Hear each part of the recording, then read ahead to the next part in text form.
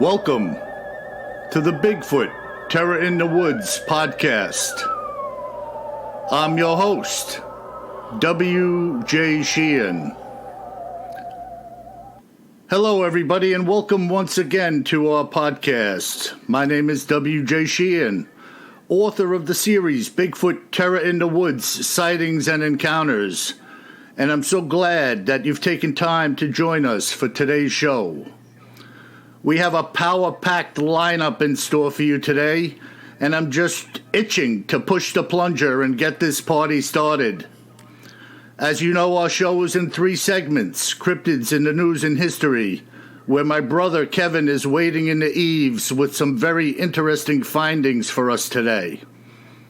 Followed by my reading today of the Red Buttes Beast account, which is going to knock the rungs off your grandma's rocking chair. And we will wrap things up with our listener mail segment, where we answer questions which have been sent in by listeners like you. Our webpage, BigfootTerrorInTheWoods.com, is a location where there is a contact link. If you've seen something, say something. Or if you have any questions or topics of discussion, we invite you to chime in with us and be part of this show. Also, you can purchase my books in the store by following the links to Amazon, where they are available in paperback and ebook formats. I also have a surprise announcement today. After having heard from many people that I should record my books in audio form, I am just about to wrap up the first audiobook, which will be Volume 6. Don't ask me why I started with 6, but that's where I began. And I will be announcing it right here when it's ready. And now, my brother Kevin. How are you, Kev? Hey, Bill. How's it going? Super duper. You know, before we get rolling here, I'm going to give a little shout out to Grandpa Greg in Pearland, Texas. Yeehaw!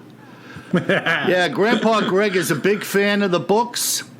And he sent me a couple of emails and photographs of his 2 grandsons fishing. One of them was hefting up in the air a nice-sized largemouth bass. And Grandpa Greg told me he's been reading the stories to his 2 grandsons around the campfire, freaking them out a little bit. Now that's a grandpa. Not afraid to scare the bejeebers out of the little guys a little bit.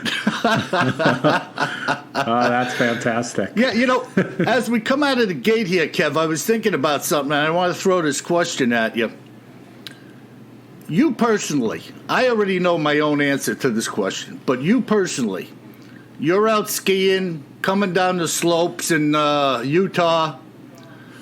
Up ahead of you, you see a Bigfoot in the trail, and he turns and looks at you and darts off into the woods. Do you tell a lot of people in your life? Do you tell a few people in your life? Or do you tell nobody about your sighting?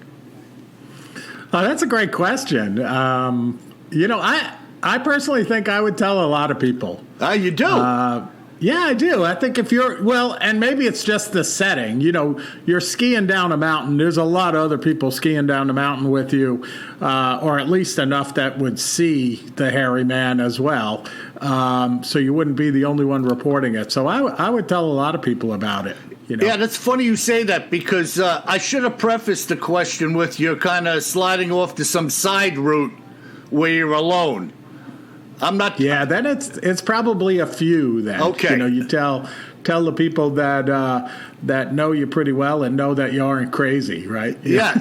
And that was the point I was making a while ago, was that I joked about how it wouldn't be a good career move necessarily to be spouting off to everybody about seeing a 9-foot-tall hairy monster on the slope in the woods. But but me, I'm telling you, I tell a lot of people because I really don't care, you know. But I understand, though, asking that question, that there are people out there who have a lot of reservations, even knowing that what they saw was a reality. They just don't want to, they clam up. They don't want to get into the fray, so to speak. That's fair. And I think after, I can't say because I haven't seen one, but I would think that after you saw it, then you'd also probably try to rationalize away what it was other than a Bigfoot. And, we've heard that in some of the accounts, right, that we've heard and we've read about, et cetera, where folks, after they see, Bigfoot, then they start to rationalize maybe it was a deer, maybe it was a moose, maybe it was a bear, or some other creature. But then, of course, they come back to the fact that, no, like you can't mistake even a bear for, something that looks like a Bigfoot. Right. And if it was a deer, he had an incredible ability to stand in his hind legs and had hands the size of catcher's mitts. Yeah, if you mistook a deer for a Bigfoot, there might have been a lot of tequila involved too. Yeah, you've got other problems other than the Bigfoot in your trail. Exactly. Well, so I know you've got something really cool lined up here. So why don't you dive into our Cryptids in the News and History segment? Absolutely. Yeah, it's pretty cool. So this week, Cryptids in the News, I was inspired by a note that one of our listeners sent in last week that was asking about Bigfoot sightings down under in Australia. So, went out, did a little bit of research on it. And, it turns out that there's a lot of activity related to the sightings of the big hairy man down in Australia, or as they like to call it, Oz. They have a less descriptive name for their creature, but maybe their name refers to the feeling that you have when you cross paths with the beast. Oh, right. So down in Australia, they typically refer to Bigfoot as Yowie. Yowie. So kind of like, Yowie. Reminds me of the old Batman show, Yowie Kazowie, Batman. Exactly. You could see a big call out popping up with the jagged edges that says Yowie. So, if you haven't been to Australia, which is one of my favorite places in the world, it's not terribly shocking that there'd be potential for Bigfoot-like creatures to be present. As Australia is vastly undeveloped, with 90+% of the population living around the edges of this gigantic continent. And even around the edges, they're really concentrated in, several cities around the edge where most of the population lives. So, it's not hard to believe that there would be some type of beast like Bigfoot or Yowie, hidden away in the brush. Yeah, and again, this... Yeah. This is the whole point that we've been making and will continue to be making. And by the way, to our listeners, remember, whatever you know or don't know about Bigfoot, there are millions of people out there who don't even know what we're talking about. So when we're speaking about these things, we're always going to be rehashing things that you may have heard or that we may know. But keep in mind that there are people out there that we're trying to bring up to date with the many fascinating aspects of these creatures around the globe. I didn't mean to interrupt you, Kev. Go ahead. No, it's all good. It's all good. So it's interesting. Like our own Native Americans in North America, Native Australians or Aborigines have a long history, including strange tales of a large, hairy man-like creature that shared their land. So, very similar to, again, the Native Americans in North America. And then, in addition, when the early colonists arrived in Australia, they had their own run-ins with the beast and left their stories behind as well. Wow. Yeah, it's pretty cool. So many of the descriptions of Yowie are very similar to Bigfoot. However, some historians say that other descriptions of Yowie are tied back to the Aboriginal legends and what they call dream time. So apparently dream time is part of their complex set of spiritual beliefs. And, in those spiritual beliefs, there seems to be different creatures with different sizes, different temperaments, and also going by many different names. And candidly, doing some research on this, it's quite easy to get completely confused if you start, trying to map out the Aboriginal legends, not to mention the complexity of names. Yowie could be the easiest one to pronounce compared to some of the more typical Aboriginal names. Now, do they have any, what comes to mind to me is some of the cave drawings and paintings that we have in our own country, which depict animals that were in fact and are in fact living even today. And some of those old paintings do include pictures that you could determine were a Bigfoot. I mean, if you're looking at cave drawings out in the plains or drawings on the side of these rocky mazes or whatever you call them, there are pictures there that show something standing on two legs that is not a human being, and it's alongside of an elk or something that looks like a lion, probably a mountain lion. Do they have any drawings or artifacts of that nature over in Australia?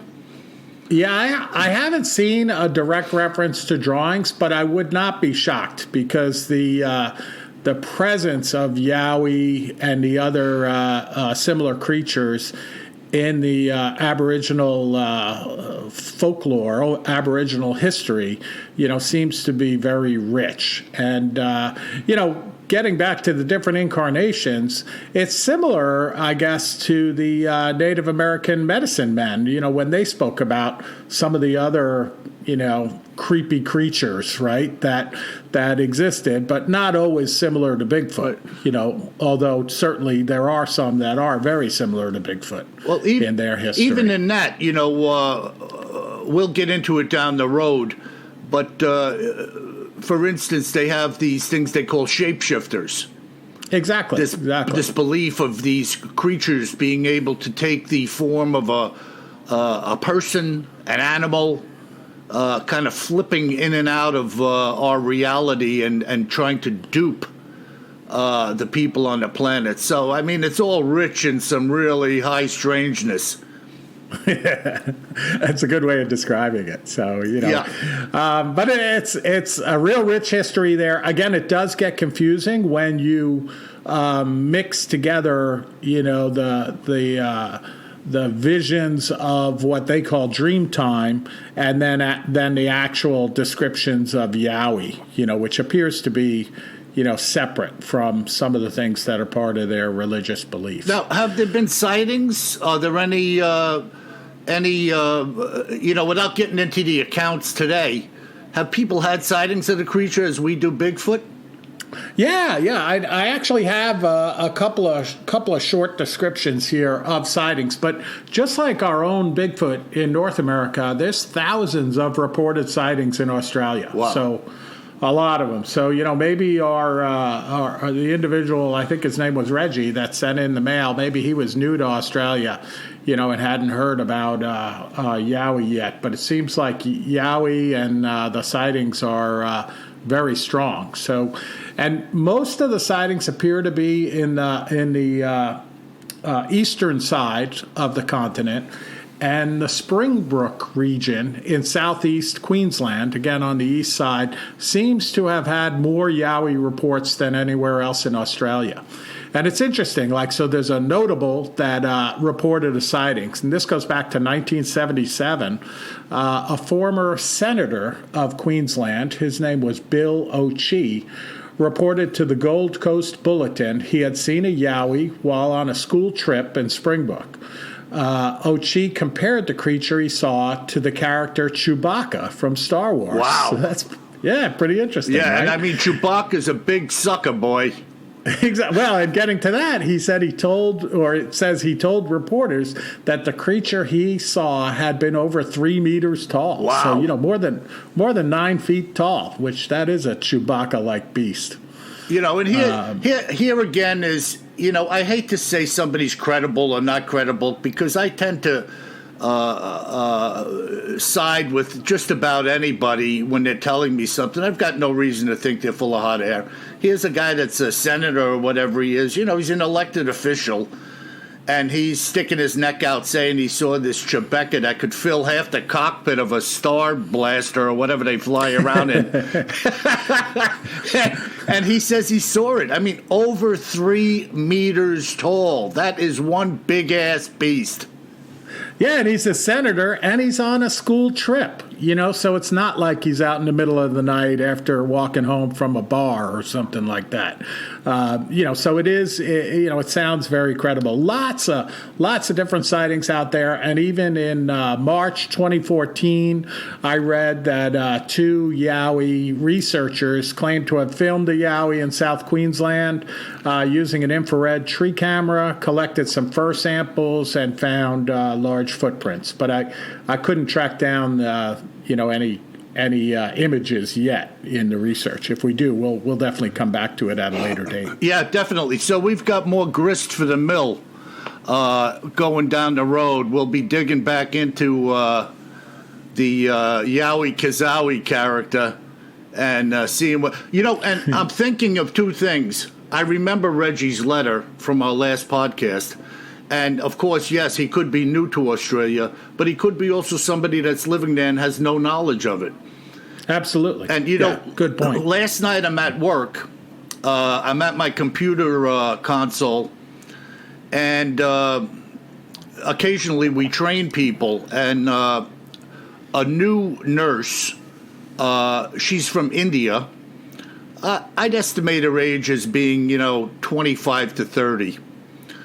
She walked up on me about 5-10 minutes before I was getting ready to go, and she was going to be training with the overnight technician.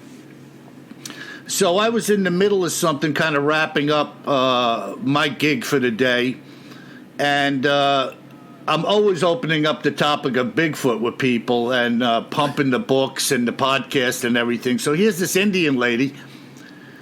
And I start talking to her about Bigfoot. Now, so she's from India. I'm describing the Bigfoot to her and the nature of the podcast and whatnot. She has no clue whatsoever what a Bigfoot is, where it comes from, et cetera, et cetera. And this is just another example of another human being on the planet. As much as we like to think that, everybody's heard of Bigfoot, I might as well have been talking about men from Mars. I got up out of my chair and I was doing, the Bigfoot strut and stuff, and she was laughing at me, and I said, are you getting the picture? You know what I'm talking about now? And I started talking about the Himalayan snowman and all of this stuff, and then she was kind of getting acquainted with where I was coming from. But it's very funny and it's interesting too. Yeah, it's cool stuff. You know what? Another one I definitely want to come back to in the future is when you read about Yowie in Australia, there's some really interesting views and research and writings about, could it be related to what we call Bigfoot in North America? And it goes back to, we talked last week also about the Bering Sea land bridge and how, creatures could have come across from Asia into North America over the land bridge. But then there's some theories that say it's impossible for the Australian creature to be related to the Asian creature because, in the minds of some of these researchers, it wasn't possible to make that journey from Asia down to Australia. Yeah, because there was no land bridge. But it's pretty interesting. We'll come back to that in a future Well, listen, episode. When you're 3 meters tall and as wide as a barn door, you could be a hell of a swimmer. And really, think about this, Kev. How about the couple of people that have attempted to swim the Atlantic or stuff with accompaniment? I mean, we've had some human beings that have swum vast distances, and I'm not saying that's what happened, but I wouldn't underestimate the potential for really anything having happened. Yeah, we'll have to see if the hairy man knows how to swim. Oh, yeah. I have accounts of this guy, stroking it across lakes and rivers and stuff. So, All right. all right. So you want to jump into the Red Buttes Beast account. Let's go. I'm ready. All right. Make sure your grandma gets out of the rocker. I don't want her to get hurt. The following sighting was described to me by Mitchell Langley, a resident of California. Here is what Mitchell saw while hiking with his wife. My wife Edna and I had started our hike from the Sayad Valley and were working our way up north into the Rogue River Siskiyou National Forest. Our destination being the Red Buttes Wilderness area. Edna and I had been through this area many times and knew it probably as well as anyone on the planet. We had started early and made our way into what we refer to as the Red Zone by noon. We were sitting side by side on a log with our backs to a tree line facing a small field. We had been sitting quietly for about 20 minutes, taking our lunch break, when we heard something momentarily rustling behind us and off to our left in the trees. I had turned my head to look and saw nothing. My wife had done the same as we continued to eat. I don't mean to sound like hearing something rustling is any big deal, as there is so much wildlife in here, but every noise does and should get your attention when you're hiking. The two of us have stumbled across many a bear and even a cougar during our many hikes. A few minutes later, as I was pulling my nasal inhaler out of my pocket, we heard what sounded like a loud crack, followed by the sound of a tree dragging on the ground. At least that's what I thought at the time. The two of us stood up from our seat on the log and turned to face the woods in the direction of the noise, with the trees being maybe 75 feet at best in front of us. From the position we were in, you couldn't really see into the trees to our left or to our right-hand side, but there was a small opening directly in front of us. We continued to look and listen as this sound of something dragging seemed to be getting closer and louder. Suddenly, a Bigfoot appeared from behind the trees to our right, walking into this opening and dragging a small tree in its right hand. As soon as it had made its way past the barrier of trees and into the opening, it turned its face to look at us and dropped the tree that was in its hand. Turning to the right, it slowly started to walk towards the rear of the opening, retreating back into the woods. It craned its neck, looking back at us as it walked away before it completely disappeared from view. I don't think it was but 5 minutes after we had seen it that we moved forward to where it had dropped the tree. Edna and I stood there looking at it. It was dead, but considerably large to be dragging around. It must have been easily 30 feet long and was about 6 inches in diameter at the base. Why this creature was dragging this particular tree and to where is anyone's guess. Our own thoughts being at the time that it couldn't have been planning to take it very far, or else it would have grabbed another tree nearer to that location. It must have been going to or living somewhere in close proximity to where we were standing. I'm sure that this Bigfoot was surprised to see us, as we was as surprised to see us as we were to see it. Perhaps even more so. I say this because we had a fair warning having heard it coming. To me, there was absolutely no fear exhibited by the beast when it saw us. Having seen the size of it, the reason why is more than evident. We had a more perfect view of it for some 30 seconds or more. When we walked over to look at the tree it had been dragging, there were several boughs that we had watched it pass behind as it walked, all of which were in the neighborhood of 8 to 9 feet off the ground. This was one big mother. I can tell you that emphatically. It appeared to be almost jet black with some red highlights that were shining in the sunlight as it broke into the small clearing.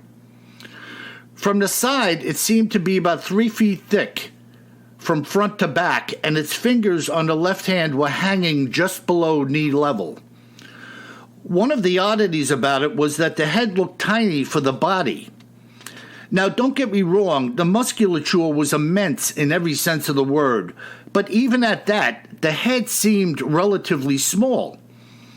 We couldn't really make out any muscular definition other than that everywhere you looked, the body seemed to be bulging outward, such as the chest and the back. It was quite obviously built strongly to the extreme. It was casually walking, holding this tree in one hand, that even dead had to have weighed at least a couple of 100 pounds or more. The other thing about the sighting, which I can't forget, is the leisurely way in which, after it had seen us, it walked away. There was absolutely no sense of fear or urgency on its part after having seen us. I guess it knows that it could tear us limb from limb if it had to. At any rate, that was the sighting of the Red Buttes Beast, as we named him. Now, here's the interesting thing. I'm going to continue here, but if you read my book, I put a note in here which reads as follows.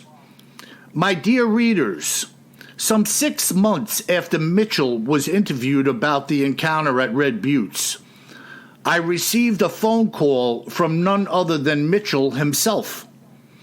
It seems that Mitchell had a bit of an update which he wanted to share with me and you. And here is what Mitchell had to say. Now, I'm going to read this passage, but Mitchell went back, kind of having the itch to see a little bit more and investigate a little further. So here we go. Excuse me. I guess you were surprised to hear from me again, but I just couldn't let a sleeping dog lie.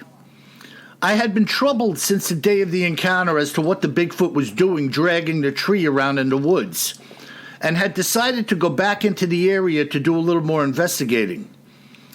My wife Edna wanted nothing to do with it, so I brought along my best friend Larry, who was more than interested after having heard about our encounter.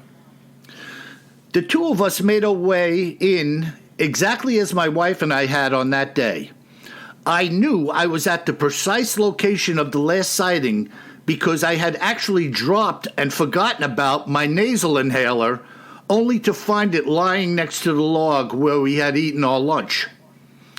The first thing that we did was to step into the opening where we had seen the beast leave the tree, and the tree was gone. This immediately indicated to me that this Bigfoot was all business and had come back to finish what he had started after we left. Larry and I began to do a very methodical search, expanding outward at about 20 yards at a time, working our way into the woods where the creature was heading.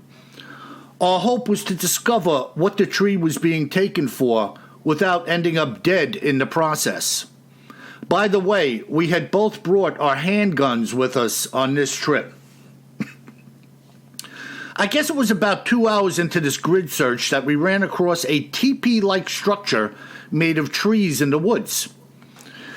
There must have been well over 50 trees set to lean against some horizontal branches of one large living tree.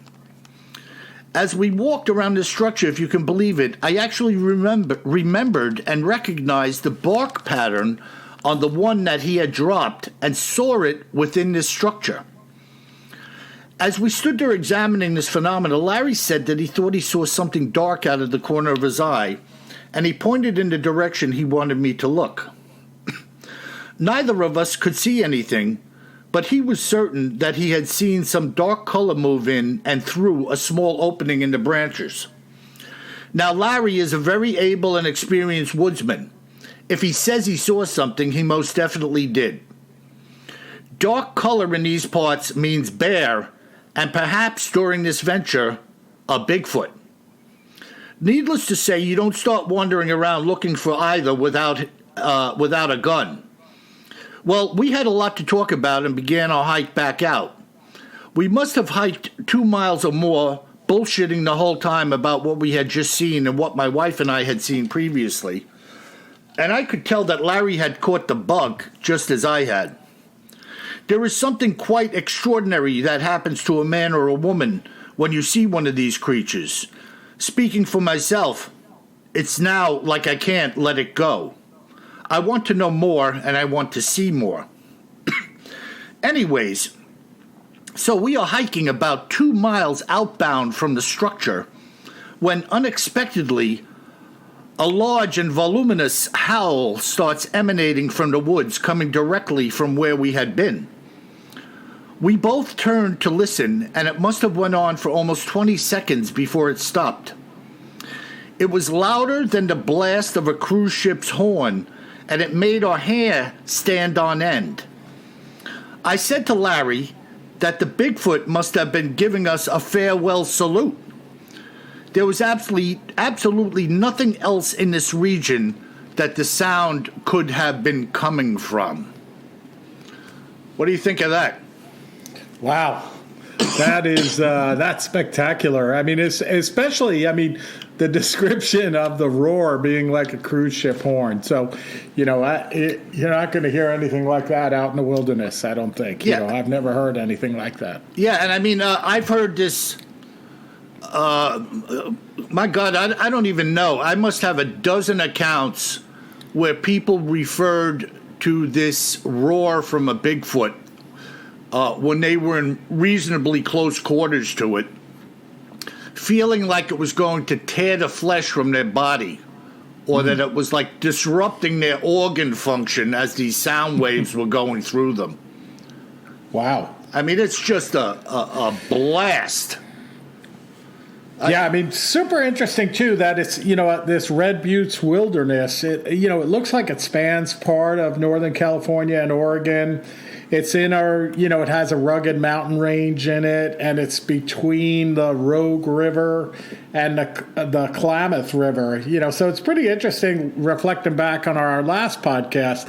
It sounds a lot like, or very similar to the setting in the Bauman story, where it's rugged mountains, where a couple of rivers come together and kind of in the middle of nowhere, if not exactly in the middle of nowhere. Yeah, you see this repetitive nature with many of the Bigfoot encounters and sightings and where they find evidence. Now, look, we know, based on the Provo, Utah sighting that you brought up in that segment of Cryptids in the News, that these things can and do come near habitations of human beings. But absolutely, yeah. In my own mind, I would think that most animals prefer the seclusion of the woods or the forest rather than having human contact.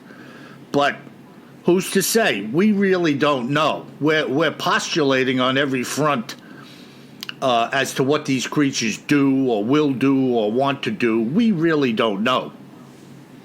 Yeah, and kind of related to that, in this, telling of the encounter that you just went through, they also mentioned that, they were surprised that the creature didn't run away.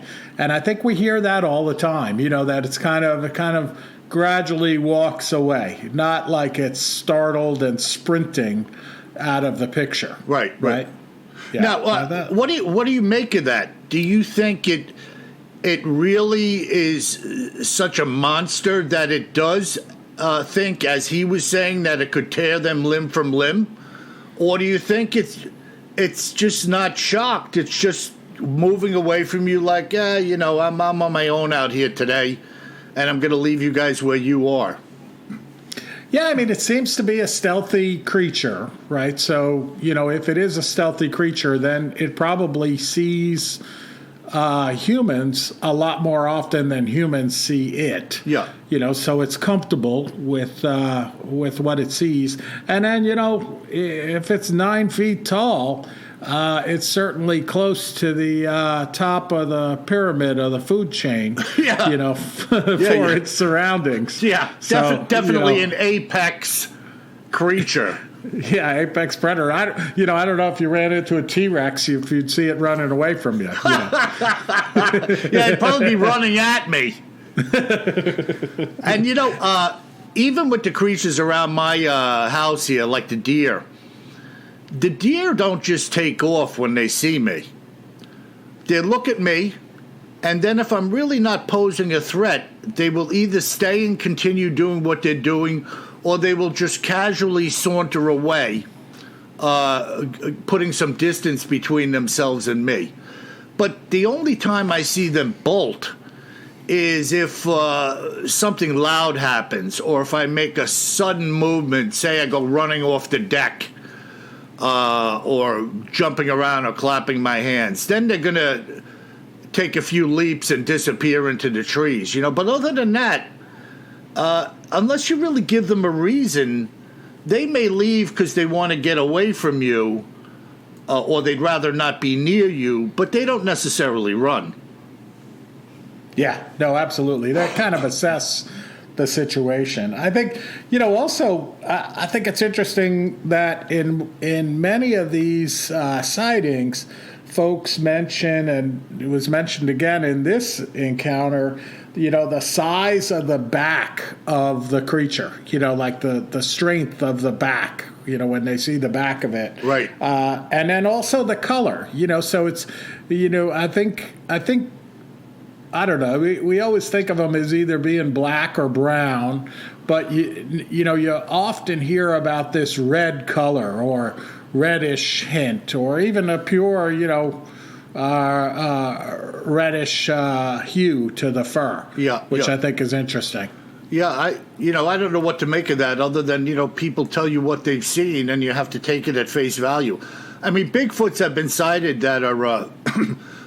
Pardon me, folks. We're in like allergy season over here. I've got like pollen clouds floating around here, and you go outside or you open the door for a little ventilation, and it feels like you're being clogged with a cloud of soot, and it's all of the tree pollen and grass pollens and this and that. But at any rate, I've had people say that they see gray and white ones, which I don't know if that's like a birth color or it's a sign of an aged Bigfoot. Maybe, yeah. We've had people say they saw ones that were kind of blondish in color.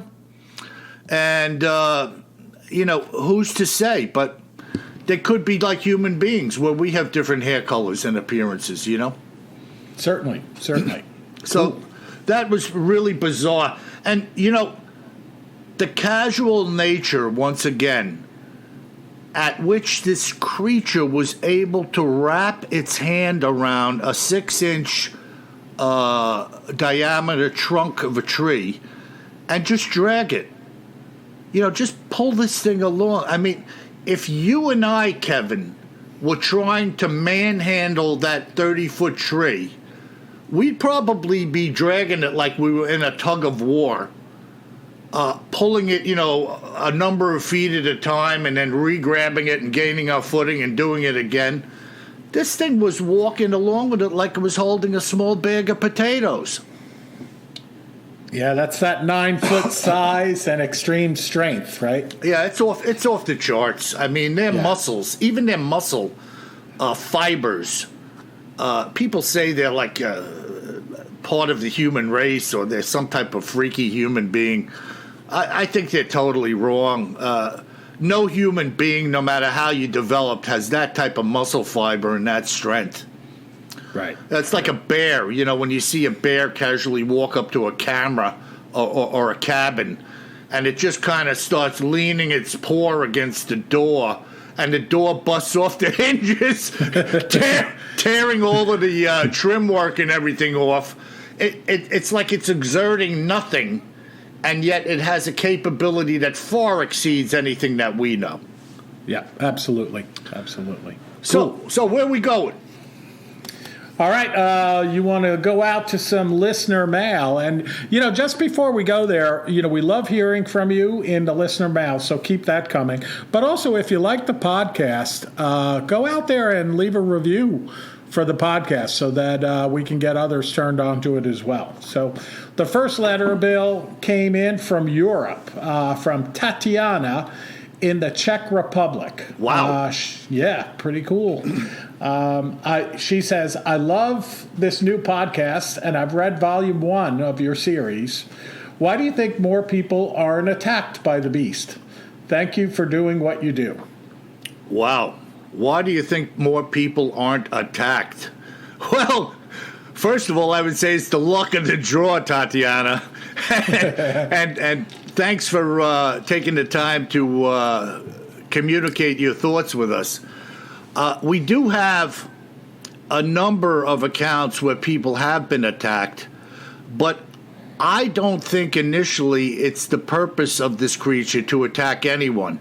And we saw it in this particular sighting when these fellas saw it and the wife initially saw it dragging the tree, and it dropped the tree and walked away.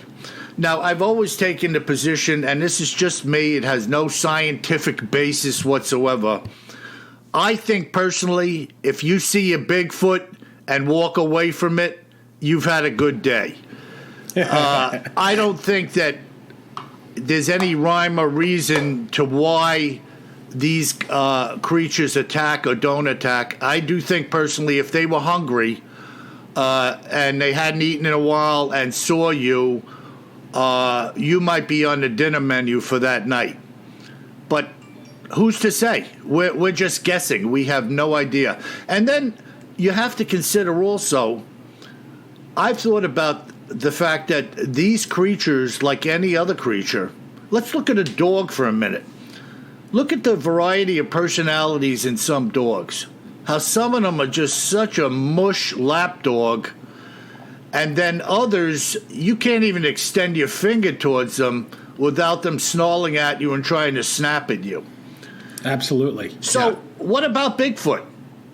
Who's to say some of these creatures aren't nasty SOBs, and some of them you can walk up and shake their hand if you were brave enough? I mean, I'm being silly, but who's to say? I have no idea in regards to that. All right. Yeah, that's good. Good stuff. Thank you, Tatiana. And the next one comes in from Harold in Maine, back here in the good old US of A. WJ, what areas, in your opinion, have the most sightings? Well, I have seen one in Maine, but I'm not quite ready to speak about it yet. Thanks to you and Kevin. Wow.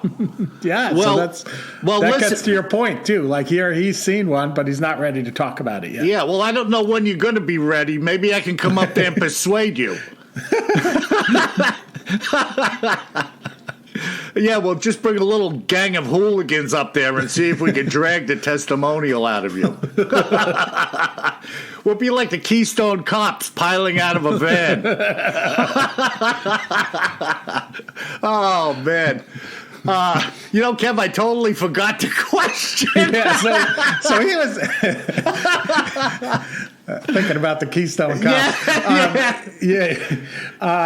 He's asking about what, where most of the sightings are. And we've talked about this before, where if you look at the map, which we should put on the website, by the way, of the Bigfoot sightings, a lot of them are concentrated in the northern half of North America. But they do range all the way down, into the southern reaches. Quite a bit of sightings in Texas as well. Yeah. Last week you spoke of the encounter in western Pennsylvania as well, Bill. So, I don't know if you want to add to that. Yeah, well, and then we have these other creatures also going down into like the Florida Panhandle and Louisiana and these places. The Honey Island swamp monster.